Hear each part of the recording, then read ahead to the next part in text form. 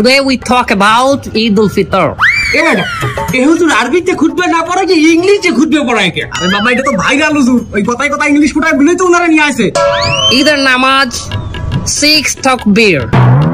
6 takbir. Number 1 takbir is hands up. তার কেউ বুঝুক আর না বুঝুক ইংলিশে খুতবা দিতে আছে। আচ্ছা হুজুর মেলা বলতে আছি আমরা আমাদের কয়েন। সম্মানিত ভিউয়ার্স, আপনারা যারা আমার এই বয়ানটি আমার এই লাইভের মাধ্যমে দেখতেছেন তারা অবশ্যই আমার চ্যানেলটি সাবস্ক্রাইব করবেন।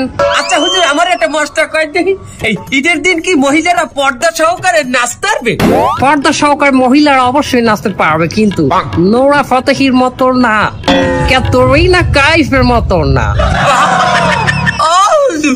আপনি নুরাবাতি এর চেনেন কেমনে? ক্যাটরিনা কাইফকে বাঁচানেন কেমনে? দোয়া খাই গেলাম নাকি? সম্মানিত ভিউয়ার্স, আজকে আমি আপনাদের সামনে একজনকে মেসেজ ড্রপ করব।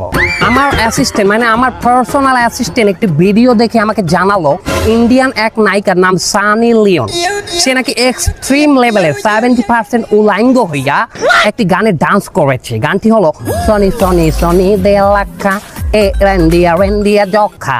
এবং আমি ওই সানি লিওনকে একটি মেসেজ ড্রপ করতে চাই, সিস্টার সানি লিওন, আপনি উলাঙ্গ হয়ে ডান্স করবেন না, তাহলে আপনার ইমান থাকবে না।